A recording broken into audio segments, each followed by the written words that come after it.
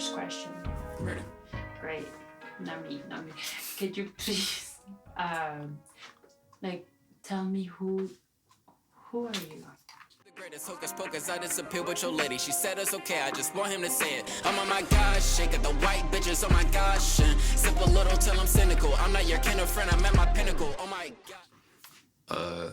I'm Jannar. I'm here to tell you right now, we don't care. Let me tell you something. We don't care. Who's Jannar? Who's Jannar?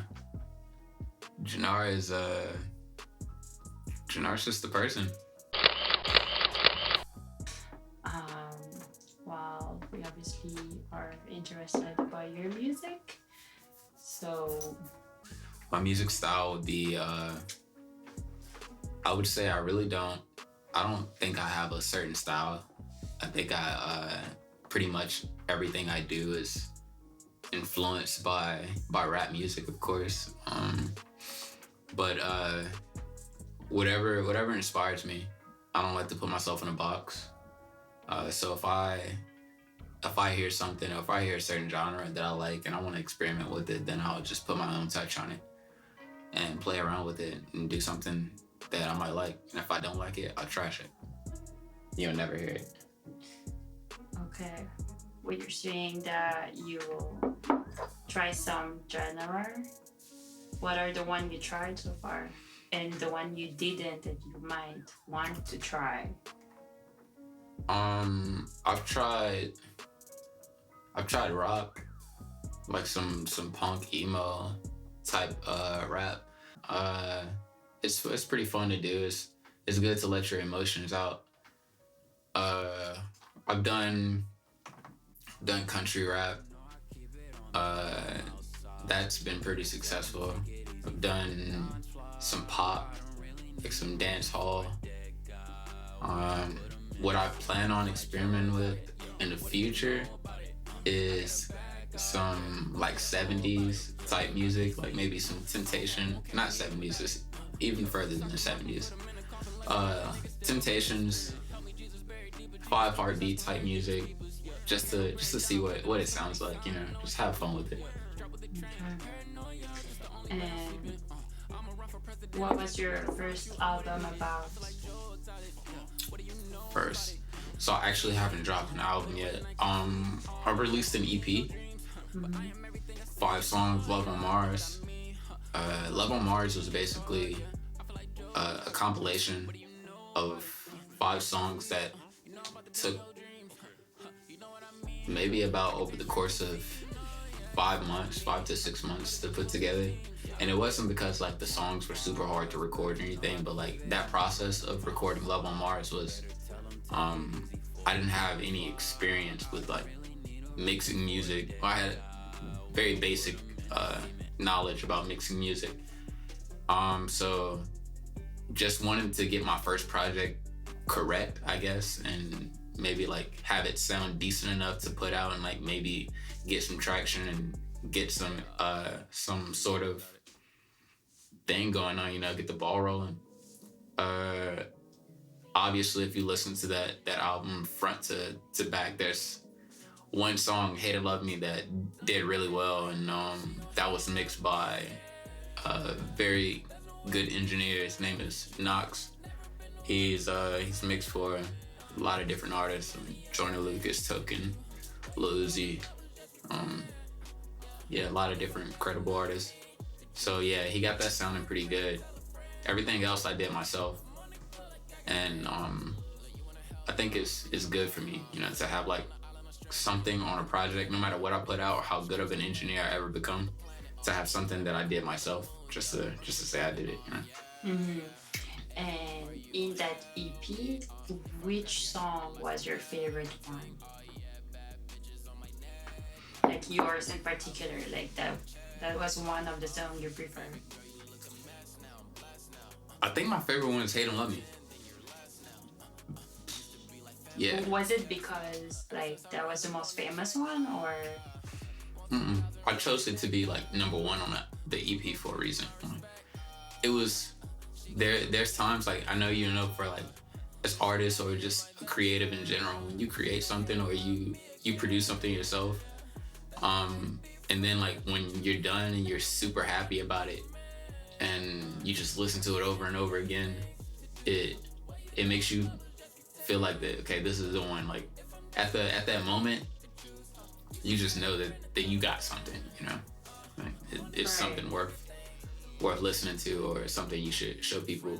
Because before it had numbers, like I knew that it could do numbers. That's how you know.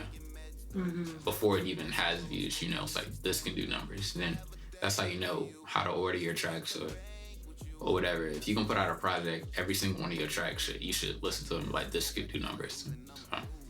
So that one was the one you bet on. That was the one I put my money on. Because that's the one you like the most, or because you think that's the one that people would like the most? I think because it was the one that I liked the most. Like when I made sometimes you never know how much you like something until like you get a visual behind it or whatever. But when I made Hate and Love Me and I listened to it over and over and over again, like I loved the song. Like it wasn't nothing about the song I didn't like. I couldn't wait to shoot some sort of video for it or do like a Triller video. When I did the Triller video, I watched the Triller video on my own Instagram like 100 times. Just super excited to see it. So, and yeah, it was like the first song that I had ever like made that sounded good, that I mixed, but I wanted it to sound even better. So when I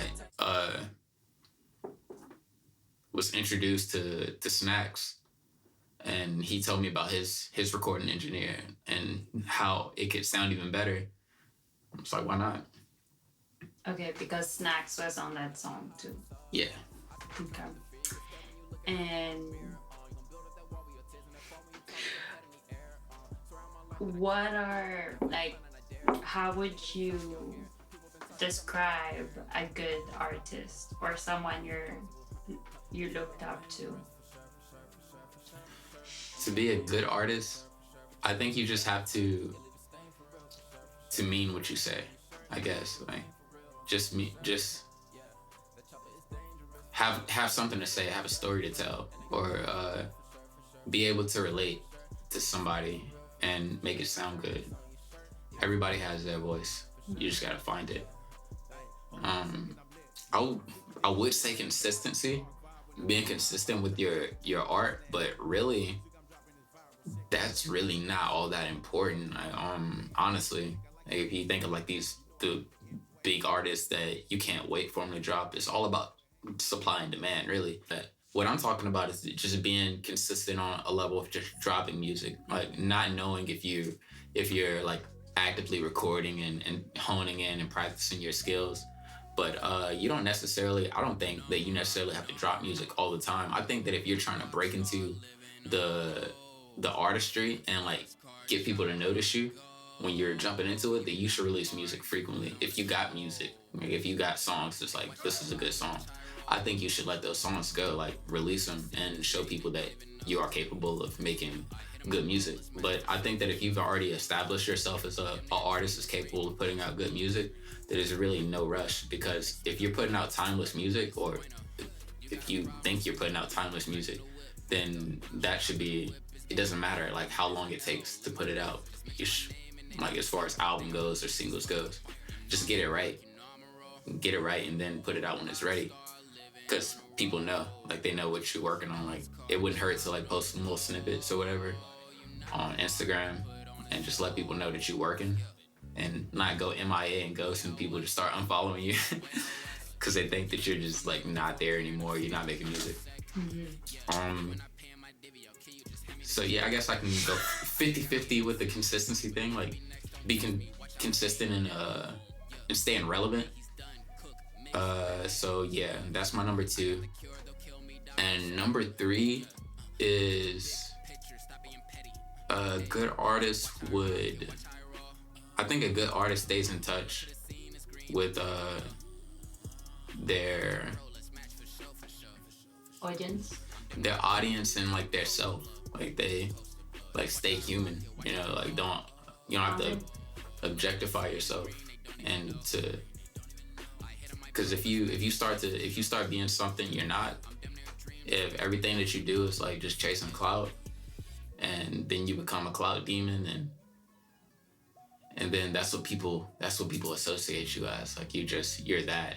They look at you as entertainment, not like something to relate to. You're just that. You're a television channel instead of a person.